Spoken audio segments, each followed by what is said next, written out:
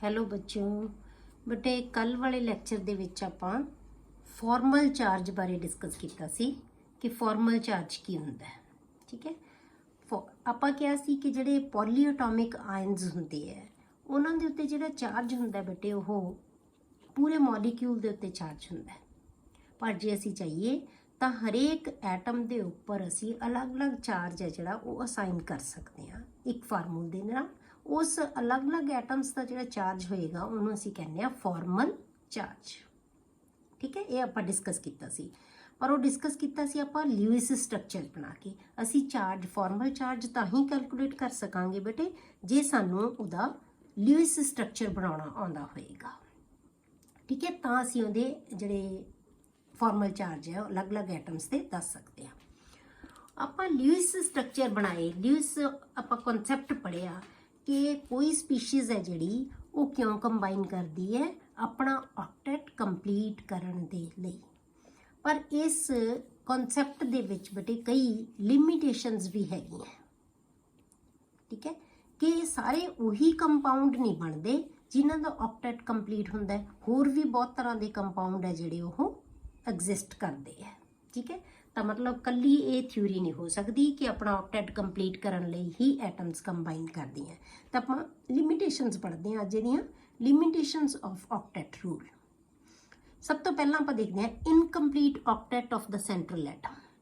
Central atom ਦਾ ਜਿਹੜਾ octet ਹੈ ਉਹ ਇਨਕੰਪਲੀਟ ਹੁੰਦਾ ਹੈ। ਜਿਵੇਂ ਆਪਾਂ ਐਗਜ਼ਾਮਪਲ ਲੈ ਲਈ LiCl, BeH2, BF3, AlCl3। ਠੀਕ ਹੈ, ਇਹ ਸਾਰੇ ਕੰਪਾਊਂਡਸ ਉਹ ਹੈ ਬੇਟੇ ਜਿਹੜੇ ਐਗਜ਼ਿਸਟ ਕਰਦੇ। ਸਾਨੂੰ ਪਤਾ ਹੈ ਕਿ ਕੰਪਾਊਂਡ ਬਣੇ ਹੋਏ ਆ ਇਹ, ਪਰ ਜੇ ਆਪਾਂ ਹੁਣ ਇਹਨਾਂ ਦੇ ਲਿਊਇਸ ਸਿੰਬਲ ਬਣਾ ਕੇ ਦੇਖਦੇ ਹਾਂ, ਲਿਊਇਸ ਸਟਰਕਚਰ ਬਣਾਉਂਦੇ ਹਾਂ, ਫਿਰ ਦੇਖਾਂਗੇ ਆਪਾਂ ਕਿ ਉਹਦੀ ਜਿਹੜੀ ਐਟਮ ਹੈ ਸੈਂਟਰਲ ਐਟਮ ਹੈ ਜਿਹੜੀ ਉਹਦਾ ਆਕਟੈਟ ਕੰਪਲੀਟ ਨਹੀਂ ਹੋਏਗਾ। ਜਿਵੇਂ LiCl, ਇਹਦੇ 'ਚ ਤਾਂ ਦੋ ਹੀ ਐਟਮ ਹੈ, ਜਿਹਨੂੰ ਮਰਜ਼ੀ ਸੈਂਟਰਲ ਮੰਨ ਲਓ। ਠੀਕ ਹੈ, ਤਾਂ ਆਪਾਂ Li ਨੂੰ ਮੰਨਦੇ ਹਾਂ ਕਿਉਂਕਿ ਘੱਟ ਇਲੈਕਟ੍ਰੋਨੈਗੇਟਿਵ ਹੈ। ਆਪਾਂ ਕਹਿੰਦੇ ਹਾਂ ਨਾ ਕਿ ਜਿਹੜੀ ਲੀਸਟ ਇਲੈਕਟ੍ਰੋਨੈਗੇਟਿਵ ਹੈ ਉਹ ਸੈਂਟਰਲ ਐਟਮ ਹੋਏਗੀ। ਤਾਂ ਇਹ ਕੀ ਆ ਗਿਆ LiCl। Li ਦੇ ਵੈਲੈਂਸ ਸ਼ੈਲ 'ਚ ਕਿੰਨੇ ਇਲੈਕਟ੍ਰੋਨ ਹੁੰਦੇ ਬੇਟੇ? ਇੱਕੋ ਹੀ ਹੁੰਦਾ। ਠੀਕ ਹੈ, 3 ਨੰਬਰ ਹੁੰਦਾ, 1s2 2s1 ਤੇ 1 ਇਲੈਕਟ੍ਰੋਨ। ਇਹਦੇ ਕੋਲ 7 ਇਲੈਕਟ੍ਰੋਨਸ। ਇਹਦਾ ਆਕਟੈਟ ਤਾਂ ਕੰਪਲੀਟ ਹੋ ਗਿਆ, ਇਹਨੂੰ 1 ਇਲੈਕਟ੍ਰੋਨ ਮਿਲ ਗਿਆ, ਪਰ ਇਹਦਾ ਸਿਰਫ 2 ਇਲੈਕਟ੍ਰੋਨ, ਇਹਦਾ ਡੁਪਲੇਟ ਹੈ। ਠੀਕ ਹੈ, ਆਕਟੈਟ ਰੂਲ ਕਿਹਾ ਹੋਇਆ ਨਾ, ਪਰ ਆਪਾਂ ਕਿਹਾ ਸੀ ਕਿ ਡੁਪਲੇਟ ਵੀ ਕਈਆਂ 'ਚ ਆਉਂਦਾ ਹੈ। ਠੀਕ ਹੈ, ਪਰ ਇਹਦੇ 'ਚ ਕੀ ਹੈ 2 ਇਲੈਕਟ੍ਰੋਨ ਹੋਣਗੇ। ਹੁਣ ਆਪਾਂ ਲੈ ਲਿਆ BeH। ਹੁਣ BE ਦੇ ਵਿੱਚ ਕੀ ਹੈ ਬੇਟੇ? 2 ਇਲੈਕਟ੍ਰੋਨ ਹੁੰਦੇ ਵੈਲੈਂਸ ਸ਼ੈਲ ਦੇ ਵਿੱਚ। ਹਾਈਡਰੋਜਨ ਕੋਲ ਕੀ ਹੈ 1-1 ਇਲੈਕਟ੍ਰੋਨ ਚਾਹੀਦਾ ਹੈ, ਤਾਂ ਇੱਥੇ ਕੀ ਆਏਗਾ ਇਹ BeH2 ਬਣਾਏਗਾ। ਇਹ ਵੀ ਮੋਲੀਕਿਊਲ ਐਗਜ਼ਿਸਟ ਕਰਦਾ ਹੈ, ਇਹਦੇ ਵੀ ਇਲੈਕਟ੍ਰੋਨ ਹੈ ਜਿਹੜੇ ਉਹ 4 ਹੀ ਹੈ ਇਹਦੇ ਵੈਲੈਂਸ ਸ਼ੈਲ 'ਚ। ਇਹਦੇ ਜਿਹੜੇ ਬਾਹਰ ਵਾਲੇ ਸ਼ੈਲ ਦੇ ਵਿੱਚ ਜਾਂ ਆਪਾਂ ਵੈਲੈਂਸ ਸ਼ੈਲ ਹੀ ਮੰਨਾਂਗੇ ਇਹਨੂੰ, ਤਾਂ ਕਿੰਨੇ ਇਲੈਕਟ੍ਰੋਨ ਬਣ ਗਏ? ਹੁਣ 4 ਬਣ ਗਏ। ਠੀਕ ਹੈ, ਤਾਂ ਵੀ ਇਹਦੇ 8 ਇਲੈਕਟ੍ਰੋਨ ਨਹੀਂ ਹੈਗੇ। ਹੁਣ ਆਪਾਂ ਲੈ ਲਿਆ BF3। ਹੁਣ B ਦੇ ਕੋਲ ਬੋਰੋਨ ਕੋਲ ਵੈਲੈਂਸ ਸ਼ੈਲ 'ਚ ਕਿੰਨੇ ਇਲੈਕਟ੍ਰੋਨ ਹੁੰਦੇ ਬੇਟੇ? 3। ਤਿੰਨੇ ਇਲੈਕਟ੍ਰੋਨ 3F ਨਾਲ ਉਹਨੇ ਸ਼ੇਅਰ ਕਰ ਲਏ, 1-1 F ਨਾਲ। F ਦਾ ਤਾਂ ਆਕਟੈਟ ਕੰਪਲੀਟ ਹੋ ਗਿਆ। ਇਹ ਜਿਵੇਂ ਹਾਈਡਰੋਜਨ ਦਾ ਤਾਂ ਡੁਪਲੇਟ ਕੰਪਲੀਟ ਹੋ ਗਿਆ ਸੀ, ਇੱਥੇ ਇਹਦਾ ਤਾਂ ਆਕਟੈਟ ਹੈ ਜਿਹੜਾ ਉਹ ਕੰਪਲੀਟ ਹੋ ਗਿਆ। F ਦਾ ਤਾਂ ਸਾਰੇ F ਦਾ ਕੰਪਲੀਟ ਹੋ ਗਿਆ। ਪਰ ਜੇ ਅਸੀਂ ਬੋਰੋਨ ਕੋਲ ਦੇਖੀਏ ਤਾਂ ਕਿੰਨੇ ਇਲੈਕਟ੍ਰੋਨ ਹੋਣੇ ਆ ਬੇਟੇ? 1 2 3 4 5 6 ਹੋਏ। ਤਾਂ ਇਹਦਾ ਵੀ ਆਕਟੈਟ ਕੰਪਲੀਟ ਨਹੀਂ ਹੈਗਾ, ਪਰ ਇਹ ਮੋਲੀਕਿਊਲ ਵੀ ਐਗਜ਼ਿਸਟ ਕਰਦਾ ਹੈ। ਹੁਣ ਆਪਾਂ ਲੈ ਲਿਆ AlCl3। Al ਦੇ ਵੀ ਵੈਲੈਂਸ ਸ਼ੈਲ 'ਚ ਕਿੰਨੇ ਇਲੈਕਟ੍ਰੋਨ ਹੁੰਦੇ ਆ ਬੇਟੇ? 3 ਹੁੰਦੇ ਆ। Cl ਦੇ ਵੈਲੈਂਸ ਸ਼ੈਲ 'ਚ 7 ਹੁੰਦੇ ਆ। ਤਾਂ 1-1 ਇਲੈਕਟ੍ਰੋਨ ਇਹਨਾਂ ਨੇ ਆਪਸ 'ਚ ਸ਼ੇਅਰ ਕਰ ਲਿਆ, ਤੇ ਤਿੰਨੋਂ ਇਲੈਕਟ੍ਰੋਨ Al ਨੇ ਆਪਣੇ 1-1 Cl ਨਾਲ ਸ਼ੇਅਰ ਕਰ ਲਏ। ਤਾਂ ਹੁਣ ਇਹਨਾਂ ਦੇ ਆਕਟੈਟ ਤਾਂ ਕੰਪਲੀਟ ਹੋ ਗਏ, 8-8 ਇਲੈਕਟ੍ਰੋਨਸ ਹੋ ਗਏ Cl ਕੋਲ ਤਾਂ, ਪਰ Al ਕੋਲ ਕਿੰਨੇ ਇਲੈਕਟ੍ਰੋਨ ਹੋਏ ਆ ਬੇਟੇ? 6। ਇਹਦਾ ਆਕਟੈਟ ਕੰਪਲੀਟ ਨਹੀਂ ਹੈ। ਕਲੀਅਰ ਹੋ ਗਿਆ? ਪਹਿਲੀ ਲਿਮਿਟੇਸ਼ਨ ਕਿ ਉਹ ਕੰਪਾਊਂਡ ਵੀ ਬਣਦੇ ਹੈ ਜਿਨ੍ਹਾਂ ਦੇ ਵਿੱਚ ਸੈਂਟਰਲ ਐਟਮ ਦਾ ਆਕਟੈਟ ਕੰਪਲੀਟ ਨਹੀਂ ਹੋ ਰਿਹਾ। ਕਲੀਅਰ? ਦੂਸਰੀ ਚੀਜ਼ ਔਡ ਇਲੈਕਟ੍ਰੋਨ ਮੋਲੀਕਿਊਲਸ। ਹੁਣ ਔਡ ਇਲੈਕਟ੍ਰੋਨ ਮੋਲੀਕਿਊਲ ਵੀ ਹੈਗੇ ਆ। ਔਡ ਇਲੈਕਟ੍ਰੋਨ ਦਾ ਮਤਲਬ ਜਿਹਦੇ ਵਿੱਚ ਪੇਅਰਸ ਦੇ ਵਿੱਚ ਇਲੈਕਟ੍ਰੋਨ ਨਹੀਂ ਹੈਗੇ, ਸਾਰੇ ਸਿੰਗਲ ਇਲੈਕਟ੍ਰੋਨ ਵੀ ਆ ਜਾਂਦਾ ਹੈ, ਉਹ ਵੀ ਸਪੀਸ਼ੀਜ਼ ਐਗਜ਼ਿਸਟ ਕਰਦੀਆਂ। ਜਿਵੇਂ ਆਪਾਂ ਲੈ ਲਿਆ NO। ਹੁਣ NO ਦੇ ਵਿੱਚ N ਕੋਲ ਕਿੰਨੇ ਇਲੈਕਟ੍ਰੋਨ ਹੁੰਦੇ ਬੇਟੇ 5 ਸਾਨੂੰ ਪਤਾ ਹੈ ਵੈਲੈਂਸ ਸ਼ੈਲ 'ਚ ਕਿੰਨੇ ਇਲੈਕਟ੍ਰੋਨ ਹੈ 5 ਉਹਦੇ ਵਿੱਚੋਂ 2 ਇਲੈਕਟ੍ਰੋਨ ਉਹਨੇ ਆਕਸੀਜਨ ਨਾਲ ਸ਼ੇਅਰ ਕਰ ਲਏ 2 ਆਕਸੀਜਨ ਨੂੰ ਚਾਹੀਦੇ ਕਿੰਨੇ ਆਕਸੀਜਨ ਕੋਲ ਕਿੰਨੇ ਹੁੰਦੇ ਆ 6 ਇਲੈਕਟ੍ਰੋਨਸ ਆਕਟੇਟ ਕੰਪਲੀਟ ਕਰਨ ਲਈ ਕਿੰਨੇ ਚਾਹੀਦੇ ਆ 2 ਚਾਹੀਦੇ ਆ ਤੇ 2 ਨਾਈਟ੍ਰੋਜਨ ਦੇ ਨਾਲ ਇਹਨੇ ਸ਼ੇਅਰ ਕਰ ਲਏ ਠੀਕ ਹੈ ਆਕਸੀਜਨ ਦਾ ਆਕਟੇਟ ਤਾਂ ਕੀ ਹੋ ਗਿਆ ਕੰਪਲੀਟ ਪਰ ਨਾਈਟ੍ਰੋਜਨ ਦੇ ਜੇ ਆਪਾਂ ਦੇਖੀਏ ਤਾਂ ਇਹਦੇ ਕੋਲ ਇੱਕ ਸਿੰਗਲ ਇਲੈਕਟ੍ਰੋਨ ਪਿਆ ਬੇਟੇ ਤਾਂ ਔਡ ਇਲੈਕਟ੍ਰੋਨ ਵੀ ਸਪੀਸ਼ੀਜ਼ ਦਾ ਹੈਗਾ ਤਾਂ ਕਿੰਨੇ ਬਣ ਗਏ 1 2 3 4 5 6 ਐਂਡ 7 ਨਾ ਤਾਂ ਆਕਟੇਟ ਕੰਪਲੀਟ ਹੈ ਤਾਂ ਇੱਕ ਸਿੰਗਲ ਇਲੈਕਟ੍ਰੋਨ ਵੀ ਆ ਗਿਆ ਇਹਦੇ ਕੋਲ ਹੁਣ ਤੱਕ ਜਿੰਨੇ ਆਪਾਂ ਸਟਰਕਚਰ ਬਣਾਏ ਸੀ ਬੇਟੇ ਹਰੇਕ ਦੇ ਵਿੱਚ ਪੇਅਰਸ ਆਉਂਦੇ ਸੀ ਇਲੈਕਟ੍ਰੋਨਸ ਦੇ ਤਾਂ ਇਹ ਕੀ ਆ ਗਿਆ ਸਿੰਗਲ ਇਲੈਕਟ੍ਰੋਨ NO ਦੇ ਵਿੱਚ ਇਸੇ ਤਰ੍ਹਾਂ NO2 ਚ ਵੀ ਆਉਂਦਾ ਬੇਟੇ ਸਿੰਗਲ ਇਲੈਕਟ੍ਰੋਨ NO2 ਦੇ ਵਿੱਚ ਵੀ ਆਉਂਦਾ ਤਾਂ ਇੱਕ ਪਾਸੇ N ਨੇ ਡਬਲ ਬੌਂਡ ਬਣਾਇਆ ਹੋਇਆ ਹੈ ਇੱਕ ਪਾਸੇ ਸਿੰਗਲ ਬੌਂਡ ਬਣਾਇਆ ਹੋਇਆ ਹੈ ਜਿਸ ਪਾਸੇ ਸਿੰਗਲ ਬੌਂਡ ਬਣਾਇਆ ਹੋਇਆ ਉਧਰ ਇਹਦੇ ਕੋਲ 6 ਦੇ 6 ਮੈਂ ਤੁਹਾਨੂੰ ਕੀ ਕਿਹਾ ਸੀ ਕਿ ਜੇ 6 ਦੇ 6 ਇਲੈਕਟ੍ਰੋਨ ਆਕਸੀਜਨ ਕੋਲ ਪਏ ਆ ਤਾਂ ਹਮੇਸ਼ਾ ਉਹਦੇ ਕੋਲੇ ਨੈਗੇਟਿਵ ਚਾਰਜ ਹੋਏਗਾ ਠੀਕ ਹੈ ਜੇ ਉਹਦੇ ਕੋਲ 6 ਇਲੈਕਟ੍ਰੋਨ ਵੈਲਨ ਜਿਹੜੇ ਲੋਨ ਪੇਅਰ ਪਏ ਆ ਲੋਨ ਪੇਅਰ ਇਲੈਕਟ੍ਰੋਨਸ ਜੇ 6 ਹੈ ਨਾ ਤਾਂ ਉਹਦੇ ਕੋਲੇ ਨੈਗੇਟਿਵ ਚਾਰਜ ਹੋਏਗਾ ਠੀਕ ਹੈ ਇਹਦੇ ਕੋਲ 4 ਹੀ ਹੈ ਇਹਨੇ 2 ਯੂਜ਼ ਕੀਤੇ ਤਾਂ ਇਹਦੇ ਕੋਲੇ 0 ਚਾਰਜ ਹੋਏਗਾ ਕੋਈ ਚਾਰਜ ਨਹੀਂ ਹੁਣ ਇੱਥੇ ਕੀ ਹੈ ਨਾਈਟ੍ਰੋਜਨ ਕੋਲ ਕੀ ਹੈ ਇੱਥੇ 1 ਇਲੈਕਟ੍ਰੋਨ ਪਿਆ 1 ਇਲੈਕਟ੍ਰੋਨ ਸਿੰਗਲ ਹੈ 2 ਇੱਥੇ ਆ ਗਏ 1 ਇੱਥੇ ਆ ਗਏ ਇਹ ਨਾਈਟ੍ਰੋਜਨ ਨੇ ਇੱਥੇ ਕੀ ਕੀਤਾ ਹੋਇਆ ਬੇਟੇ ਆਪਣਾ ਪੇਅਰ ਆਫ ਇਲੈਕਟ੍ਰੋਨ ਇਹਨੂੰ ਡਿਨੋਟ ਕੀਤਾ ਇਹਨੂੰ ਇਹਦੇ ਨਾਲ ਸ਼ੇਅਰ ਕੀਤਾ ਹੋਇਆ ਆਪ ਦਿੱਤਾ ਇਹਨੇ ਇਲੈਕਟ੍ਰੋਨ ਠੀਕ ਹੈ ਤਾਂ ਇੱਕ ਕੋਆਰਡੀਨੇਟ ਬੌਂਡ ਬਣਾਇਆ ਹੋਇਆ ਇਹਨੇ ਤਾਂ 2 ਇਲੈਕਟ੍ਰੋਨ ਇੱਥੇ ਆ ਗਏ 2 ਇਲੈਕਟ੍ਰੋਨ ਇੱਥੇ ਆ ਗਏ 1 ਇਲੈਕਟ੍ਰੋਨ ਇਹ ਪਿਆ 5 ਦੇ 5 ਇਲੈਕਟ੍ਰੋਨ ਨਾਈਟ ਕਿਉਂਕਿ ਇਹਨੇ ਤਾਂ ਇਲੈਕਟ੍ਰੋਨ ਕੋਈ ਯੂਜ਼ ਹੀ ਨਹੀਂ ਕੀਤਾ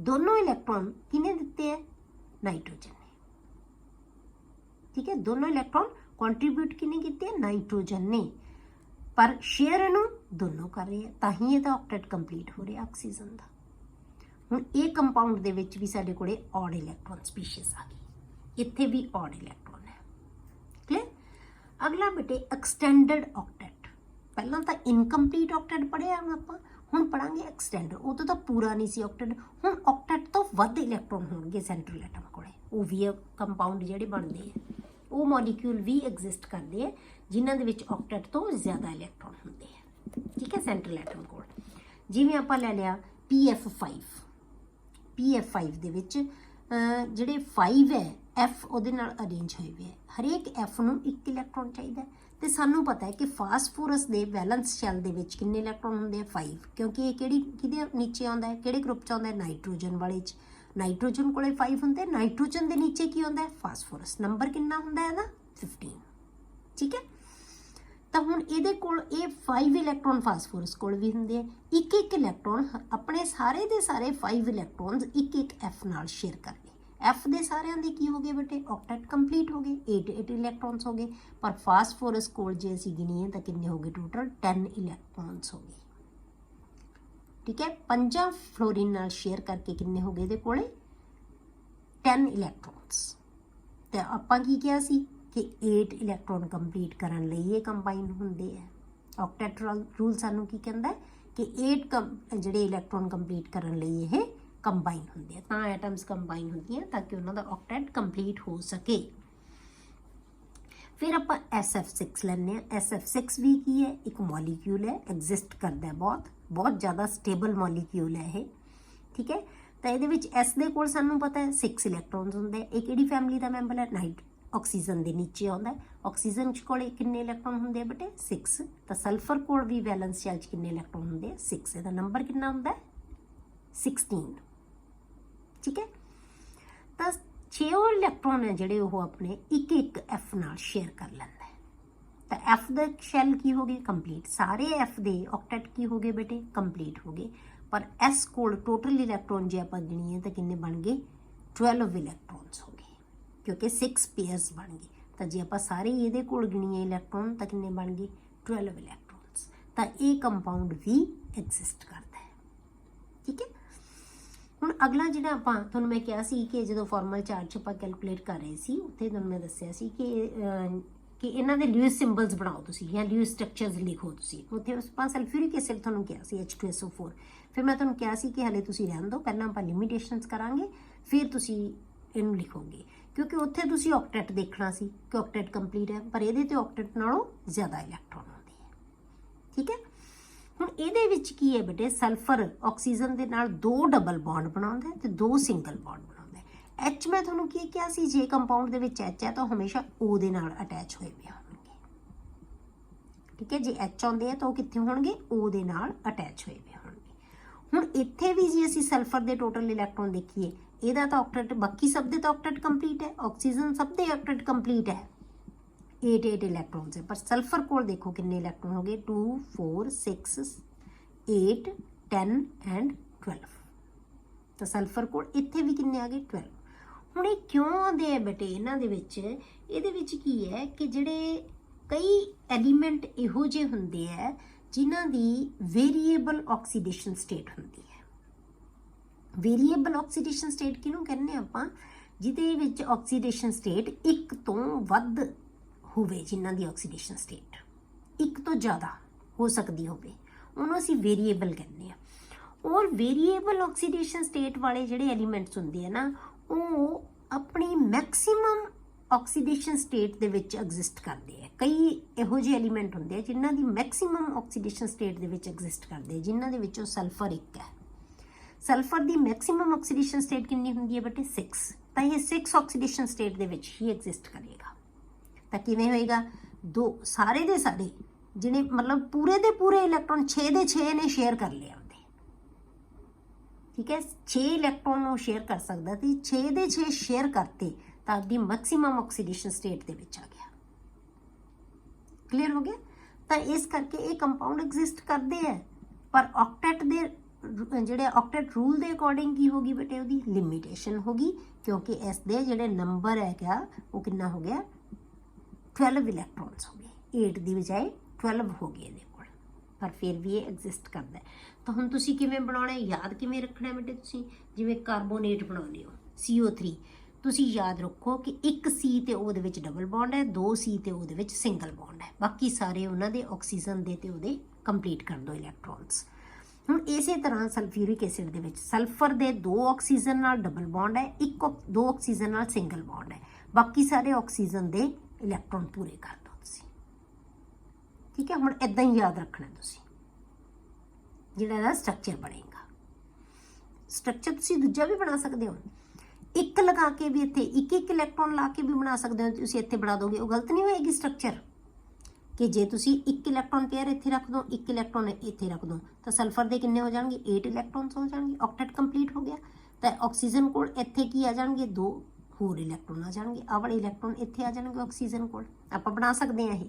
ਠੀਕ ਹੈ, ਪਰ ਫਿਰ ਸਲਫਰ ਕੋਲ ਕੀ ਹੈ, ਲੋਨ ਪੇਅਰ ਨਹੀਂ ਰਹਿਣਗੇ, ਜਿਹੜੇ ਆਪਾਂ ਮਤਲਬ ਸਲਫਰ ਕੋਲ ਜੋ 2 ਇਲੈਕਟ੍ਰੋਨ ਬਚਣਗੇ, ਕਿਉਂਕਿ 6 ਹੁੰਦੇ ਆ ਨਾ ਇਹਦੇ ਕੋਲੇ, 4 ਤਾਂ ਜੇ ਸ਼ੇਅਰ ਕਰ ਲਏ ਨੇ, ਤਾਂ 2 ਇਲੈਕਟ੍ਰੋਨ ਜੇ ਅਸੀਂ ਇਹਦੇ ਕੋਲ ਦਿਖਾਉਣੇ ਹੋਣ ਤੇ ਇੱਕ ਇਲੈਕਟ੍ਰੋਨ ਆਕਸੀਜਨ ਕੋਲ ਦਿਖਾਉਣਾ ਹੋਵੇ, ਤਾਂ ਫਿਰ ਕੀ ਹੋਏਗਾ, ਇੱਦਾਂ ਜਿਹੜਾ ਕੰਪਾਊਂਡ ਹੈ ਉਹ ਸਟੇਬਲ ਕੰਪਾਊਂਡ ਨਹੀਂ ਬਣਦਾ। ਜਿਹੜਾ ਇਹ ਸਟਰਕਚਰ ਨਾਲ ਜਿਹੜਾ ਕੰਪਾਊਂਡ ਬਣਦਾ ਉਹ ਕੀ ਹੁੰਦਾ, ਸਟੇਬਲ ਕੰਪਾਊਂਡ ਹੁੰਦਾ। ਤੇ ਅਸੀਂ ਸਟਰਕਚਰ ਕਿਹੜੀ ਬਣਾਉਂਦੇ ਹਾਂ ਬੇਟੇ, ਹਮੇਸ਼ਾ ਸਟੇਬਲ ਕੰਪਾਊਂਡ ਦੀ ਹੀ ਬਣਾਉਂਦੇ ਹਾਂ। ਠੀਕ ਹੈ, ਤਾਂ ਇਹ 2 ਜਿਹੜੇ ਆਉਣਗੇ ਡਬਲ ਬੌਂਡ, ਇੱਕ ਕੀ ਆਏਗਾ ਸਿੰਗਲ ਬੌਂਡ, ਬਾਕੀ ਸਾਰੇ ਆਕਸੀਜਨ ਦੇ ਵੀ ਸਲਫਰ ਦੇ ਵੀ ਸਭ ਦੇ ਇਲੈਕਟ੍ਰੋਨ ਕੰਪਲੀਟ ਕਰ ਦੋ। ਫਿਰ ਜਿਵੇਂ ਆਕਸੀਜਨ ਨੇ ਇੱਥੇ 2 ਇੱਥੇ ਆ ਗਏ, 4 ਇਹ ਹੋ ਗਏ, ਜਾਂ ਇਹ ਲਾ ਲਓ ਤੁਸੀਂ ਇੱਕ ਇਲੈਕਟ੍ਰੋਨ ਇੱਥੇ ਸ਼ੇਅਰ ਕਰ ਲਿਆ, 2 ਤੇ 4 ਆ ਪਏ, 6 ਬਣ ਗਏ ਇਸ ਆਕਸੀਜਨ ਦੇ। ਇੱਥੇ 2 ਇਹਨੇ ਸ਼ੇਅਰ ਕਰ ਲਏ, 4 ਇੱਥੇ ਬਣਾਤੇ, 6 ਇਹਦੇ ਕੋਲ ਹੋ ਗਏ। ਇਸੇ ਤਰ੍ਹਾਂ ਇਹਦੇ ਕੋਲ 2 ਇਹਨੇ ਸ਼ੇਅਰ ਕਰ ਲਏ, 4 ਇੱਥੇ ਬਣਾਤੇ, ਅਸੀਂ 6 ਹੋ ਗਏ। ਇਸੇ ਤਰ੍ਹਾਂ ਇਹਦੇ 2 ਇੱਥੇ ਇਹਨੇ ਸ਼ੇਅਰ ਕਰ ਲਏ, 4 ਇੱਥੇ ਬਣਾਤੇ, ਕਿੰਨੇ ਹੋ ਗਏ, 6 ਹੋ ਗਏ। ਟੋਟਲ ਇਲੈਕਟ੍ਰੋਨਸ ਹਰੇਕ ਆਕਸੀਜਨ ਕੋਲ ਕਿੰਨੇ ਹੁੰਦੇ ਬੇਟੇ, 6। ਸਲਫਰ ਕੋਲ ਕਿੰਨੇ ਹੈ, 6 ਹੈ। ਇਸ 6 ਦੇ 6 ਇਹਨੇ ਕੀ ਕਰ ਲਏ, ਸ਼ੇਅਰ ਕਰ ਲਏ, 2 3 4 5 6 6 ਦੇ 6 ਇਹਨੇ ਕੀ ਕਰ ਲਏ, ਸ਼ੇਅਰ ਕਰ ਲਏ। ਕਲੀਅਰ। ਹੁਣ ਅਗਲਾ ਜਿਹੜੀ ਲਿਮਿਟੇਸ਼ਨ ਉਹ ਕੀ ਹੈ, octet rule gives no idea about the shape of the molecules. ਹੁਣ ਜਿਵੇਂ ਆਪਾਂ ਐਂ ਬਣਾਤੀ ਸ਼ੇਪ, ਆਪਾਂ ਇਹਨੂੰ ਇਸ ਸ਼ੇਪ 'ਚ ਬਣਾਇਆ ਹੈ, ਇਹਨੂੰ ਆਪਾਂ ਇਸ ਸ਼ੇਪ 'ਚ ਬਣਾਇਆ, ਇਹ ਲਿਖਤੇ ਆਪਾਂ, ਪਰ ਇਹ ਸ਼ੇਪ ਬਾਰੇ ਕੋਈ ਆਈਡੀਆ ਨਹੀਂ ਦਿੰਦੇ। ਸਿਰਫ ਅਰੇਂਜਮੈਂਟ ਉਹਨੇ ਦੱਸਿਆ कि इदां इदां अरेंज हो जाणगे कि ਉਹਦੇ 'ਚ ਸਿੰਗਲ ਬੌਂਡ ਹੋਣਗੇ ਕਿ ਡਬਲ ਬੌਂਡ ਹੋਣਗੇ ਕਿ ਲੋਨ ਪੇਅਰ ਹੋਣਗੇ। ਮਤਲਬ ਇਹੀ ਚੀਜ਼ ਬਾਰੇ ਦੱਸਦੀ ਹੈ ਇਹ ਥਿਊਰੀ। ਇਹ ਸਾਨੂੰ ਸ਼ੇਪ ਬਾਰੇ ਕੋਈ ਆਈਡੀਆ ਨਹੀਂ ਦਿੰਦੀ, ਠੀਕ ਹੈ। ਅਗਲਾ ਹੈ it does not explain the relative stability of the molecules, ਕਿ ਕਿਹੜਾ ਮੋਲੀਕਿਊਲ ਜ਼ਿਆਦਾ ਸਟੇਬਲ ਹੋਏਗਾ, ਕਿਹੜਾ ਮੋਲੀਕਿਊਲ ਘੱਟ ਸਟੇਬਲ ਹੋਏਗਾ। ਰਿਲੇਟਿਵ ਉਹਨਾਂ ਦਾ ਆਪਸ ਦੇ ਵਿੱਚ ਕੰਪੈਰੀਜ਼ਨ ਹੈ ਜਿਹੜੇ ਕੰਪਾਊਂਡਸ ਦਾ, ਉਹਦੇ ਬਾਰੇ ਕੋਈ ਇਨਫੋਰਮੇਸ਼ਨ ਨਹੀਂ ਹੈ ਕਿ ਕਿਹੜਾ ਕੰਪਾਊਂਡ ਹੈ ਜਿਹੜਾ ਜ਼ਿਆਦਾ ਸਟੇਬਲ ਹੋਏਗਾ, ਕਿਹੜਾ ਕੰਪਾਊਂਡ ਘੱਟ ਸਟੇਬਲ ਹੋਏਗਾ। ਹੁਣ ਅਗਲੀਆਂ ਥਿਊਰੀਜ਼ ਸਾਨੂੰ ਇਹ ਸਾਰੀਆਂ ਚੀਜ਼ਾਂ ਦੀ ਕਲੈਰਿਟੀ ਕਰਦੀਆਂ ਜਾਣਗੀਆਂ, ਠੀਕ ਹੈ। ਇਹ ਵੀ ਚੀਜ਼ਾਂ ਅਸੀਂ ਡਿਸਕਸ ਕਰਾਂਗੇ। ਸ਼ੇਪ ਬਾਰੇ ਵੀ ਦੱਸੇਗੀ ਥਿਊਰੀ, ਸਾਨੂੰ ਰਿਲੇਟਿਵ ਸਟੇਬਿਲਿਟੀ ਬਾਰੇ ਵੀ ਦੱਸੇਗੀ ਥਿਊਰੀ, ਪਰ ਇਹ ਥਿਊਰੀ ਸਾਨੂੰ ਕੋਈ ਇਨਫੋਰਮੇਸ਼ਨ ਇਹਦੇ ਬਾਰੇ ਨਹੀਂ ਦਿੰਦੀ। ਰਿਲੇਟਿਵ ਦਾ ਮਤਲਬ ਕਿਸੇ ਹੋਰ ਕੰਪਾਊਂਡ ਦਾ ਅਸੀਂ ਕੰਪੈਰੀਜ਼ਨ ਕਰਨਾ ਹੋਵੇ ਜੇ ਕੰਪਾਊਂਡਸ ਦਾ, ਕਿ ਦੋ ਕੰਪਾਊਂਡ ਹੈ ਉਹਨਾਂ 'ਚੋਂ ਕਿਹੜਾ ਰਿਲੇਟਿਵਲੀ ਜ਼ਿਆਦਾ ਸਟੇਬਲ ਕੰਪਾਊਂਡ ਹੈ, ਠੀਕ ਹੈ। ਅਗਲਾ ਬੇਟੇ octet rule is based on the inertness of noble gases. ਹੁਣ ਜਿਹੜਾ ਆਕਟੇਟ ਰੂਲ ਬਣਾਇਆ ਗਿਆ ਬੇਟੇ ਉਹ ਕਿਹਦੇ ਬੇਸ ਤੇ ਬਣਾਇਆ? ਨੋਬਲ ਗੈਸਿਸ ਦੇ ਬੇਸ ਤੇ, ਕਿ ਉਹ ਇਨਰਟ ਹੁੰਦੀਆਂ ਤੇ ਸਾਰੇ ਚਾਹੁੰਦੇ ਆ ਕਿ ਅਸੀਂ ਉਹਦੇ ਵਰਗੇ ਬਣ ਜਾਈਏ, ਉਹਨਾਂ ਵਰਗੀ ਕਨਫਿਗਰੇਸ਼ਨ ਬਣਾ ਲਈਏ ਅਸੀਂ, ਠੀਕ ਹੈ। ਇਹਦੇ ਬੇਸ ਤੇ ਮਤਲਬ ਇਹਨੂੰ ਬੇਸ ਮੰਨ ਕੇ, ਨੋਬਲ ਗੈਸਿਸ ਨੂੰ ਮੇਨ ਮੰਨ ਕੇ ਆਕਟੇਟ ਰੂਲ ਬਣਿਆ ਸੀ। ਪਰ however some noble gases like xenon and krypton also combine with oxygen and fluorine। ਪਰ ਨੋਬਲ ਗੈਸਿਸ ਦੇ ਵਿੱਚੋਂ ਜ਼ੀਨੋਨ ਤੇ ਕ੍ਰਿਪਟਨ ਇਹਦੇ ਵੀ ਕੰਪਾਊਂਡ ਬਣ ਚੁੱਕੇ ਹੈ ਬੇਟੇ। ਇਹ also combine with oxygen and fluorine to form a number of compounds. ਇਹਨਾਂ ਨੇ ਵੀ ਮਿਲ ਕੇ ਆਕਸੀਜਨ ਤੇ ਫਲੋਰੀਨ ਨਾਲ ਮਿਲ ਕੇ ਬਹੁਤ ਸਾਰੇ ਕੰਪਾਊਂਡ ਬਣਾਤੇ। ਫਿਰ ਇਹਨਾਂ ਨੇ ਕੰਪਾਊਂਡ ਕਿਉਂ ਬਣਾਏ? ਇਹਨਾਂ ਦਾ ਤਾਂ ਆਕਟੇਟ ਕੰਪਲੀਟ ਹੈ, ਇਹਨਾਂ ਨੂੰ ਕੀ ਜ਼ਰੂਰਤ ਪੈ ਗਈ ਕੰਪਾਊਂਡ ਬਣਾਉਣ ਦੀ, ਠੀਕ ਹੈ। ਇਹਦਾ ਮਤਲਬ ਕੀ ਹੈ, ਇੱਥੇ ਆ ਕੇ ਆਕਟੇਟ ਰੂਲ ਹੈ ਜਿਹੜਾ ਜਾਂ ਲਿਊਇਸ ਕਨਸੈਪਟ ਕੀ ਹੋ ਗਿਆ, ਬਿਲਕੁਲ ਫੇਲ ਹੋ ਗਿਆ। ਕਿਉਂਕਿ ਇਹਨੇ ਬੇਸ ਹੀ ਇਹਨੂੰ ਬਣਾਇਆ ਸੀ ਕਿ ਕੰਪਾਊਂਡ ਕੰਬਾਈਨ ਹੀ ਤਾਂ ਕਰਦੇ ਹੈ ਕਿ ਤਾਂ ਕਿ ਉਹ ਇਨਰਟ ਹੋ ਸਕਣ, ਨੋਬਲ ਗੈਸਿਸ ਵਰਗੇ ਬਣ ਸਕਣ, ਠੀਕ ਹੈ। ਪਰ ਹੁਣ ਨੋਬਲ ਗੈਸਿਸ ਹੀ ਕੰਪਾਊਂਡ ਬਣਾਈ ਜਾਂਦੀਆਂ, ਫਿਰ ਇਹ ਕਿਉਂ ਬਣਾ ਰਹੀਆਂ, ਠੀਕ ਹੈ। ਇੱਥੇ ਆ ਕੇ ਇਹ ਕੰਸੈਪਟ ਹੈ ਜਿਹੜਾ ਉਹ ਕੀ ਹੋ ਗਿਆ, ਬਿਲਕੁਲ ਫੇਲ ਹੋ ਗਿਆ, ਠੀਕ ਹੈ। ਜਿਵੇਂ XeF2 ਜ਼ੀਨਨ ਦਾ ਫਲੋਰਾਈਡ ਹੈ, XeF4 ਵੀ, ਇਹਦੇ ਬਹੁਤ ਸਾਰੇ ਫਲੋਰਾਈਡਸ ਬਣਦੇ, XeF2 ਵੀ ਬਣਦਾ, XeF4 ਵੀ ਬਣਦਾ, ਠੀਕ ਹੈ। KrF2 ਵੀ ਬਣਦਾ ਹੈ, XeOF2 ਵੀ ਬਣਦਾ ਹੈ। ਮਤਲਬ ਇਹ ਸਾਰੇ ਕੰਪਾਊਂਡ ਹੈ ਜਿਹੜੇ ਬਣ ਚੁੱਕੇ ਹੈ, ਐਗਜ਼ਿਸਟ ਕਰਦੇ ਆ ਬੇਟੇ ਇਹ ਕੰਪਾਊਂਡਸ। ਤੇ ਇਹ ਕੰਪਾਊਂਡ ਕਿਹਨਾਂ ਦੇ ਹੈ? ਨੋਬਲ ਗੈਸਿਸ ਦੇ। ਤਾਂ ਫਿਰ ਨੋਬਲ ਗੈਸਿਸ ਵੀ ਕੰਪਾਊਂਡ ਜਦੋਂ ਬਣਾ ਰਹੀ ਹੈ ਤਾਂ ਫਿਰ ਆਕਟੇਟ ਰੂਲ ਕੀ ਹੋ ਗਿਆ, ਫੇਲ ਹੋ ਗਿਆ ਬਿਲਕੁਲ, ਠੀਕ ਹੈ। ਇਹ ਆ ਗਿਆ ਬੇਟੇ ਤੁਹਾਡੇ ਕੋਲੇ ਲਿਮਿਟੇਸ਼ਨਸ ਆਫ ਆਕਟੇਟ ਰੂਲ। ਹੁਣ ਆਪਾਂ ਕਰਦੇ ਹਾਂ ਬੇਟੇ ਬੌਂਡਿੰਗ ਪੈਰਾਮੀਟਰਸ। ਹੁਣ ਬੌਂਡਿੰਗ ਪੈਰਾਮੀਟਰਸ ਕੀ ਹੈ? ਜੇ ਆਪਾਂ ਬੌਂਡ ਨੂੰ, ਜੇ ਆਪਾਂ ਕਿਸੇ ਵੀ ਬੌਂਡ ਨੂੰ ਦੇਖਣ ਵਾਸਤੇ ਕਿ ਜਿਹੜਾ ਬੌਂਡ ਬਣਿਆ ਹੋਇਆ ਦੇ ਵਿੱਚ, ਉਹਦੇ ਵਿੱਚ ਕਿਹੜੀਆਂ ਚੀਜ਼ਾਂ ਅਸੀਂ ਦੱਸ ਸਕਦੇ ਹਾਂ ਕਿ ਇਹ ਬੌਂਡ ਦੇ ਵਿੱਚ ਆਹ ਚੀਜ਼ਾਂ ਪ੍ਰੈਜ਼ੈਂਟ ਹੈ, ਉਹਦੇ ਬਾਰੇ ਇਨਫੋਰਮੇਸ਼ਨ ਸਾਨੂੰ ਦਿੰਦੇ ਆ ਜਿਹੜੇ, ਉਹਨੂੰ ਅਸੀਂ ਬੌਂਡਿੰਗ ਪੈਰਾਮੀਟਰਸ। ਜਿਵੇਂ ਕਿ ਬੌਂਡ ਲੈਂਥ ਹੈ, ਬੌਂਡ ਐਂਗਲ ਹੈ, ਬੌਂਡ ਨੂੰ ਤੋੜਨ ਵਾਸਤੇ એનર્ਜੀ ਕਿੰਨੀ ਚਾਹੀਦੀ ਹੈ, ਉਹਨੂੰ ਕੀ ਕਹਿੰਦੇ ਆ ਅਸੀਂ, ਬੌਂਡ ਪੈਰਾਮੀਟਰਸ ਕਹਿੰਦੇ ਆ, ਠੀਕ ਹੈ। ਉਹ ਕੀ ਉਹਦੇ ਪੈਰਾਮੀਟਰਸ ਹੈ। ਹੁਣ ਜਿਵੇਂ ਆਪਾਂ ਲੈ ਲਿਆ ਕਿ ਸਭ ਤੋਂ ਪਹਿਲਾਂ ਆਪਾਂ ਲੈਂਦੇ ਹਾਂ ਬੌਂਡ ਲੈਂਥ। ਹੁਣ ਬੌਂਡ ਲੈਂਥ ਕੀ ਚੀਜ਼ ਹੈ, ਕਿਹਨੂੰ ਕਹਿੰਦੇ ਅਸੀਂ bond length? Bond length is defined as the equilibrium distance between the nuclei of two bonded atoms in a molecule।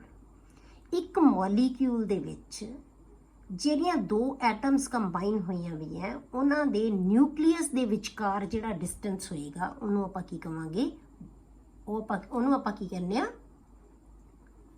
Bond length, ਠੀਕ ਹੈ। ਨਿਊਕਲੀਅਸ ਦੇ ਵਿਚਕਾਰ ਜਿਹੜਾ ਦੋ ਐਟਮ ਜਿਨ੍ਹਾਂ ਨੇ ਬੌਂਡ ਬਣਾਇਆ ਹੋਇਆ, ਉਹਨਾਂ ਦੇ ਨਿਊਕਲੀਅਸ ਤੋਂ ਨਿਊਕਲੀਅਸ ਤੱਕ ਜਿਹੜਾ ਡਿਸਟੈਂਸ ਹੈ ਉਹਨੂੰ ਕੀ ਕਹਿੰਦੇ ਆ ਅਸੀਂ, ਬੌਂਡ ਲੈਂਥ, ਠੀਕ ਹੈ। Bond length depends on the size of the atom. ਜਿਹੜੀ ਬੌਂਡ ਲੈਂਥ ਹੈ ਕਿਹਦੇ ਤੇ ਡਿਪੈਂਡ ਕਰਦੀ ਹੈ ਬੇਟੇ? ਸਾਈਜ਼ ਆਫ ਦਾ ਐਟਮ ਤੇ। ਜਿੱਡੀ ਵੱਡੀ ਐਟਮ ਹੋਏਗੀ ਉਹਨਾਂ ਦੇ ਨਿਊਕਲੀਅਸ ਉਨੀ ਦੂਰ ਹੋ ਜਾਣਗੇ, ਬੌਂਡ ਲੈਂਥ ਕੀ ਹੋ ਜਾਏਗੀ, ਜ਼ਿਆਦਾ ਹੋ ਜਾਏਗੀ। ਜੇ ਆਪਣੇ ਕੋਲ ਬੇਟੇ ਸਾਈਜ਼ ਛੋਟਾ ਐਟਮ ਦਾ ਤਾਂ ਐਟਮਸ ਕਲੋਜ਼ ਹੋਣਗੀਆਂ, ਉਹਨਾਂ ਦੇ ਨਿਊਕਲੀਅਸ ਨੇੜੇ ਹੋਣਗੇ ਤਾਂ ਬੌਂਡ ਲੈਂਥ ਕੀ ਹੋਏਗੀ, ਸ਼ਾਰਟ ਹੋਏਗੀ। ਮਤਲਬ ਕੀ ਹੈ ਕਿ ਜਿੰਨੀ ਬੌਂਡ ਜਿੰਨੀ ਜਿਹੜਾ ਸਾਈਜ਼ ਐਟਮ ਦਾ ਛੋਟਾ ਹੋਏਗਾ ਬੌਂਡ ਲੈਂਥ ਉਨੀ ਘੱਟ ਹੋਏਗੀ, ਜਿੰਨਾ ਸਾਈਜ਼ ਐਟਮ ਦਾ ਵੱਡਾ ਹੋਏਗਾ ਉਨੀ ਬੌਂਡ ਲੈਂਥ ਉਹਦੀ ਜ਼ਿਆਦਾ ਹੋਏਗੀ। ਠੀਕ ਹੈ। Bond length also depends on the multiplicity of the bonds. ਜਿਹੜੀ ਬੌਂਡ ਲੈਂਥ ਹੈ ਨਾ ਬੇਟੇ ਉਹ ਮਲਟੀਪਲਿਸਿਟੀ ਤੇ ਵੀ ਡਿਪੈਂਡ ਕਰਦੀ ਹੈ। ਮਲਟੀਪਲਿਸਿਟੀ ਦਾ ਮਤਲਬ ਕਿ ਸਿੰਗਲ ਬੌਂਡ ਹੈ, ਡਬਲ ਬੌਂਡ ਹੈ ਜਾਂ ਟ੍ਰਿਪਲ ਬੌਂਡ ਹੈ, ਉਹਦੇ ਉੱਤੇ ਵੀ ਡਿਪੈਂਡ ਕਰਦੀ ਹੈ। ਠੀਕ ਹੈ। ਜਿਵੇਂ ਆਪਾਂ ਲੈ for example C single bond C, bond length is 154 ਪਿਕੋਮੀਟਰਸ। ਠੀਕ ਹੈ। ਪਿਕੋਮੀਟਰ ਦਾ ਮਤਲਬ ਕਿ 10⁻12 ਮੀਟਰਸ, ਇਹਨੂੰ ਅਸੀਂ ਪਿਕੋਮੀਟਰਸ ਕਹਿ ਦਿੰਦੇ ਹਾਂ। 154 ਪਿਕੋਮੀਟਰਸ ਹੁੰਦੀ ਹੈ ਬੌਂਡ ਲੈਂਥ। ਹੁਣ ਜੇ ਆਪਾਂ C ਡਬਲ ਬੌਂਡ C ਲੈ ਲਿਆ, ਜੇ ਬੌਂਡ ਬਣਿਆ ਡਬਲ ਬੌਂਡ ਬਣਿਆ ਹੋਇਆ ਤਾਂ ਇਹਦੀ ਬੌਂਡ ਲੈਂਥ ਕੀ ਹੋਗੀ 133 ਪਿਕੋਮੀਟਰਸ, ਮਤਲਬ ਘਟ ਗਈ, ਸ਼ਾਰਟ ਹੋ ਗਈ। ਮਤਲਬ ਕੀ ਹੈ ਕਿ ਜੇ ਸਿੰਗਲ ਬੌਂਡ ਬਣਿਆ ਹੋਇਆ ਹੈ ਉਹਦੇ ਨਾਲੋਂ ਜੇ ਡਬਲ ਬੌਂਡ ਹੋ ਗਿਆ ਤਾਂ ਉਹਦੀ ਸਟਰੈਂਥ ਜ਼ਿਆਦਾ ਹੋ ਗਈ, ਉਹ ਐਟਮਸ ਹੋਰ ਕਲੋਜ਼ ਹੋ ਗਈਆਂ। ਠੀਕ ਹੈ। ਜੇ ਹੋਰ ਮਲਟੀਪਲ ਬੌਂਡ ਹੋ ਗਿਆ ਮਤਲਬ ਕਿ ਟ੍ਰਿਪਲ ਬੌਂਡ ਬਣ ਗਿਆ ਤਾਂ ਬੌਂਡ ਲੈਂਥ ਹੋਰ ਵੀ ਸ਼ਾਰਟ ਹੋ ਜਾਏਗੀ। ਠੀਕ ਹੈ। ਜਿਵੇਂ ਜਿਵੇਂ ਬੌਂਡ ਸ਼ਾਰਟ ਹੁੰਦਾ ਜਾਏਗਾ ਬੌਂਡ ਦੀ ਸਟਰੈਂਥ ਉਨੀ ਵੱਧਦੀ ਜਾਏਗੀ। ਠੀਕ ਹੈ। ਜੇ ਆਪਾਂ ਦੋ ਚੀਜ਼ਾਂ ਨੂੰ ਇੱਕ ਰੋਡ ਦੇ ਨਾਲ ਜੋੜਤਾ, ਜੋ ਰੋਡ ਬਹੁਤ ਲੰਬੀ ਹੈ ਤਾਂ ਉਹਨੂੰ ਤੋੜਨਾ ਸਾਨੂੰ ਬਹੁਤ ਸੌਖਾ ਰਹੇਗਾ। ਜਿਵੇਂ ਜਿਵੇਂ ਅਸੀਂ ਫਿਰ ਇੱਕ ਸਪੋਜ਼ ਕਰੋ ਇੱਕ ਪੈਨਸਿਲ ਨਾਲ ਜੋੜਤਾ ਦੋ ਬਾਲਸ ਨੂੰ ਅਸੀਂ, ਤਾਂ ਉਹਨੂੰ ਪੈਨਸਿਲ ਨੂੰ ਤੋੜਨਾ ਅਸੀਂ ਵਿਚਾਲੋਂ, ਤਾਂ ਫਿਰ ਕੀ ਆਸਾਨੀ ਨਾਲ ਤੋੜ ਲਾਂਗੇ। ਹੁਣ ਅਸੀਂ ਪੈਨਸਿਲ ਨੂੰ ਛੋਟਾ ਕਰਤਾ, ਫਿਰ ਸਾਨੂੰ ਤੋੜਨੀ ਹੋਰ ਔਖੀ ਰਹੇਗੀ, ਫਿਰ ਅਸੀਂ ਹੋਰ ਛੋਟਾ ਕਰਤਾ, ਸਾਨੂੰ ਤੋੜਨੀ ਹੋਰ ਔਖੀ ਰਹੇਗੀ। ਠੀਕ ਹੈ। ਹੁਣ ਆਪਾਂ ਕੀ ਕੀਤਾ, ਦੋ ਪੈਨਸਿਲਾਂ ਨਾਲ ਜੋੜਤਾ, ਹੁਣ ਅਸੀਂ ਦੋਨਾਂ ਪੈਨਸਿਲਾਂ ਨੂੰ ਤੋੜਨਾ ਬੇਟੇ, ਤਾਂ ਫਿਰ ਕੀ ਹੋਏਗਾ, ਉਹਨਾਂ ਨੂੰ ਤੋੜਨਾ ਮੁਸ਼ਕਿਲ ਹੋਏਗਾ। ਫਿਰ ਅਸੀਂ ਤਿੰਨ ਪੈਨਸਿਲਸ ਨਾਲ ਜੋੜਤਾ ਉਹਨੂੰ, ਫਿਰ ਕੀ ਕਰਾਂਗੇ, ਉਸ ਤੋਂ ਵੀ ਔਖਾ ਹੋਏਗਾ। ਮਤਲਬ ਕਿ ਜਿੰਨੀ ਮਲਟੀਪਲਿਸਿਟੀ ਵੱਧਦੀ ਜਾਏਗੀ ਤਾਂ ਬੌਂਡ ਦੀ ਸਟਰੈਂਥ ਉਨੀ ਵੱਧਦੀ ਜਾਏਗੀ, ਤਾਂ ਬੌਂਡ ਲੈਂਥ ਸ਼ਾਰਟ ਹੁੰਦੀ ਜਾਏਗੀ। ਠੀਕ ਹੈ। ਇਹਨਾਂ ਦੀ ਬੌਂਡ ਲੈਂਥ ਹੈ ਜਿਹੜੀ ਇਹ ਬੇਟੇ ਸਪੈਕਟ੍ਰੋਸਕੋਪਿਕ ਮੈਥਡਸ ਦੇ ਨਾਲ ਇਹ ਮੇਜਰ ਕੀਤੀਆਂ ਹੋਈਆਂ ਲੈਂਥਸ ਹੈ ਕਿ ਦੋ ਕਾਰਬਨ ਦੀਆਂ ਐਟਮਸ ਦੇ ਵਿਚਕਾਰ ਸਿੰਗਲ ਬੌਂਡ ਹੈ ਜਿਹੜਾ ਉਹ 154 ਹੁੰਦਾ ਹੈ, ਡਬਲ ਬੌਂਡ 133 ਹੁੰਦਾ ਹੈ ਤੇ ਟ੍ਰਿਪਲ ਬੌਂਡ 120 ਹੁੰਦਾ ਹੈ। ਕਲੀਅਰ ਹੋ ਗਿਆ। ਹੁਣ ਆਪਾਂ ਕਰਦੇ ਹਾਂ ਬੇਟੇ ਬੌਂਡ ਐਂਗਲ। ਹੁਣ ਬੌਂਡ ਐਂਗਲ ਅਸੀਂ ਕਿਹਨੂੰ ਕਹਿੰਦੇ ਹਾਂ, ਬੌਂਡ ਐਂਗਲ ਕੀ ਹੈ, it is defined as the angle between the lines representing the orbitals containing bonding electron pairs around the central atom in a molecule। ਮਤਲਬ ਜਿਹੜੇ ਇਲੈਕਟ੍ਰੋਨ ਹੈ ਨਾ ਬੇਟੇ ਆਪਾਂ ਲਾਈਨ ਨਹੀਂ ਦਿਖਾ ਸਕਦੇ ਹੁੰਦੇ, ਇਹ ਔਰਬਿਟਲਸ ਦੇ, ਇਹਨਾਂ ਦੇ ਵਿੱਚ ਔਰਬਿਟਲ ਹੈ, ਹਰੇਕ ਇਹਦੇ ਵੀ ਔਰਬਿਟਲ ਦੇ ਵਿੱਚ ਇਲੈਕਟ੍ਰੋਨ ਹੈ 4, ਇਹਦੇ ਔਰਬਿਟਲ ਦੇ ਵਿੱਚ ਵੀ 1 ਇਲੈਕਟ੍ਰੋਨ ਹੈ। ਇਹ ਔਰਬਿਟਲ ਆਪਸ ਦੇ ਵਿੱਚ ਸ਼ੇਅਰ ਕਰਦੇ ਹੈ, ਤਾਂ ਹੈ ਤਾਂ ਔਰਬਿਟਲਸ ਜੀ ਨਾ, ਤਾਂ ਔਰਬਿਟਲਸ ਹੀ ਬਣੇ ਹੋਏ ਹੈ। ਉਹਨਾਂ ਔਰਬਿਟਲਸ ਨੂੰ ਜੇ ਆਪਾਂ ਲਾਈਨਾਂ ਨਾਲ ਜੋੜ ਦਈਏ, ਠੀਕ ਹੈ, angle between the lines representing the orbitals, ਇਹ ਔਰਬਿਟਲਸ ਨੂੰ ਰਿਪਰੈਜ਼ੈਂਟ ਕਰ ਰਹੀਆਂ। ਹੁਣ ਇਹਨਾਂ ਨੇ ਲਾਈਨਾਂ ਦੇ ਵਿਚਕਾਰ ਜਿਹੜਾ ਐਂਗਲ ਹੈ ਉਹਨੂੰ ਅਸੀਂ ਕੀ ਕਹਿ ਦਿੰਦੇ ਹਾਂ, ਬੌਂਡ ਐਂਗਲ। ਕਲੀਅਰ। ਉਹਨੂੰ ਕਹਿੰਦੇ ਹਾਂ ਅਸੀਂ ਬੌਂਡ। ਅਦਰਵਾਈਜ਼ ਲਾਈਨ ਕੋਈ ਨਹੀਂ ਇਹਨਾਂ 'ਚ ਬਣੀ ਹੋਈ, ਇਹ ਇਮੈਜਿਨਰੀ ਲਾਈਨਸ ਹੈ ਬੇਟੇ, ਕੋਈ ਲਾਈਨ ਨਹੀਂ ਬਣੀ ਹੋਈ ਇਹਦੇ ਵਿੱਚ, ਅਸੀਂ ਬਣਾਈਆਂ ਹੋਈਆਂ ਲਾਈਨਾਂ ਹੈ। ਇੱਥੇ ਤਾਂ ਔਰਬਿਟਲਸ ਹੈ, ਪਰ ਆਪਾਂ ਜੇ ਉਸ ਔਰਬਿਟਲ ਨੂੰ ਲਾਈਨਾਂ ਨਾਲ ਰਿਪਰੈਜ਼ੈਂਟ ਕਰ ਦਈਏ ਤਾਂ ਉਹਨਾਂ ਲਾਈਨਾਂ ਦੇ ਵਿਚਕਾਰ ਜਿਹੜਾ ਐਂਗਲ ਆ ਜਾਂਦਾ ਹੈ ਉਹਨੂੰ ਅਸੀਂ ਕੀ ਕਹਿੰਦੇ ਹਾਂ, ਬੌਂਡ ਐਂਗਲ। ਠੀਕ ਹੈ। ਉਹਨੂੰ ਕੀ ਕਹਿੰਦੇ ਅਸੀਂ, ਬੌਂਡ ਐਂਗਲ। ਜਿਵੇਂ ਆਪਾਂ ਮੀਥੇਨ ਦਾ ਮੋਲੀਕਿਊਲ ਬਣਾਤਾ, ਹੁਣ ਮੀਥੇਨ ਦਾ ਮੋਲੀਕਿਊਲ ਕਿਵੇਂ ਬਣੇਗਾ ਬੇਟੇ, ਇਹ ਇੱਕ ਟੈਟਰਾਹੈਡਰਲ ਸਟਰਕਚਰ। ਮਤਲਬ ਕੀ ਹੈ ਕਿ ਆਪਣੇ ਆਪ ਨੂੰ ਇਹ ਮੈਕਸਿਮਮ ਕਿੰਨੇ ਐਂਗਲ ਤੇ ਦੂਰ ਕਰ ਸਕਦੀਆਂ ਸਾਰੀਆਂ ਐਟਮਸ। ਹੁਣ ਆਪਾਂ ਨੈਕਸਟ ਥਿਊਰੀ ਪੜਾਂਗੇ ਨਾ ਸਾਰੀ, ਇਹ ਬਹੁਤ ਡਿਟੇਲ ਦੇ ਵਿੱਚ ਤੁਹਾਨੂੰ ਸਾਰੀ ਚੀਜ਼ ਸਮਝ ਆ ਜਾਏਗੀ ਕਿ ਕਿਵੇਂ ਸ਼ੇਪਸ ਅਸੀਂ ਬਣਾਉਣੇ ਆ। ਆਪਾਂ ਥਿਊਰੀ ਉਹ ਕਰਨੀ ਹੈ ਹੁਣ ਇਸ ਤੋਂ ਬਾਅਦ। ਠੀਕ ਹੈ। ਤਾਂ ਇਹ ਸਾਡੇ ਕੋਲੇ ਕੀ ਹੈ ਕਿ ਜਿਹੜਾ ਐਂਗਲ ਹੈ ਇੱਕ ਦੂਜੇ ਤੋਂ ਮੈਕਸਿਮਮ ਦੂਰ ਕਿੰਨਾ ਬਣਾ ਸਕਦੇ ਹਾਂ, 109.5। ਅਦਰਵਾਈਜ਼ ਇਹ 109 ਡਿਗਰੀ ਤੇ 28 ਮਿੰਟ ਹੁੰਦਾ ਇਹਦਾ ਐਂਗਲ, ਤੇ 28 ਨੂੰ ਆਪਾਂ 0.5 ਹੀ ਮੰਨ ਲੈਂਦੇ ਹਾਂ। ਠੀਕ ਹੈ। ਤਾਂ ਆਪਾਂ 109.5 ਡਿਗਰੀ ਹੈ ਜਿਹੜਾ ਉਹ ਐਂਗਲ ਆ ਜਾਂਦਾ ਹੈ। ਹੁਣ ਇਹ ਕਿਵੇਂ, ਇਹਦਾ ਮਤਲਬ ਜਿਵੇਂ ਇਹਨੂੰ ਅਸੀਂ ਸ਼ੇਪ ਨੂੰ ਕਹਿੰਦੇ ਹਾਂ ਟੈਟਰਾਹੈਡਰਲ, ਇਹ ਮੈਂ ਡਿਟੇਲ 'ਚ ਸਮਝਾਉਂਗੀ ਤੁਹਾਨੂੰ ਅਗਲੀ ਥਿਊਰੀ ਦੇ ਵਿੱਚ ਕੀ ਹੈ। ਹੁਣ ਬਸ ਤੁਸੀਂ ਐਂਗਲ ਨੂੰ ਦੇਖੋ ਕਿ ਆਪਾਂ ਐਂਗਲ ਇੱਦਾਂ ਹੁੰਦਾ ਹੈ, ਐਂਗਲ ਨੂੰ ਮੈਜ਼ਰ ਕਿਵੇਂ ਕਰਦੇ ਹਾਂ ਕਿ ਔਰਬਿਟਲਸ ਨੂੰ ਜੇ ਅਸੀਂ ਲਾਈਨਾਂ ਨਾਲ ਰਿਪਰੈਜ਼ੈਂਟ ਕਰ ਦਈਏ ਤਾਂ ਉਹ ਲਾਈਨਾਂ ਦੇ ਵਿਚਕਾਰ ਜਿਹੜਾ ਐਂਗਲ ਹੈ ਉਹਨੂੰ ਕਹਿੰਦੇ ਹਾਂ ਅਸੀਂ ਬੌਂਡ ਐਂਗਲ। ਹੁਣ ਜਿਵੇਂ ਆਪਾਂ ਵਾਟਰ ਦੇ ਵਿੱਚ ਬਣਾ ਲਿਆ, ਵਾਟਰ ਦੇ ਵਿੱਚ ਬੌਂਡ ਐਂਗਲ ਹੈ ਜਿਹੜਾ ਉਹ 104.5 ਹੈ। ਇਹ ਡਿਫਰੈਂਟ ਕਿਉਂ ਹੈ, ਇਹ ਆਪਾਂ ਅੱਗੋਂ ਡਿਸਕਸ ਕਰਾਂਗੇ। ਇਹਦਾ ਵੀ ਰੀਜ਼ਨ ਦੇਵਾਂਗੇ ਆਪਾਂ ਕਿ ਇਹ ਐਂਗਲ ਹੈ ਜਿਹੜੇ ਅਲੱਗ-ਅਲੱਗ ਕਿਉਂ ਹੁੰਦੇ ਹੈ। ਕਲੀਅਰ ਹੋ ਗਿਆ। ਅਗਲੇ ਜਿਹੜੀ ਹੈਗੇ ਆਪਾਂ ਬੌਂਡਿੰਗ ਪੈਰਾਮੀਟਰਸ ਇੱਕ ਤੋਂ ਆਪਾਂ ਹੋਰ ਕਰਨੇ ਆ ਬਟੇ, ਉਹ ਅਗਲੇ ਲੈਕਚਰ ਦੇ ਵਿੱਚ ਆਪਾਂ ਡਿਸਕਸ ਕਰਾਂਗੇ।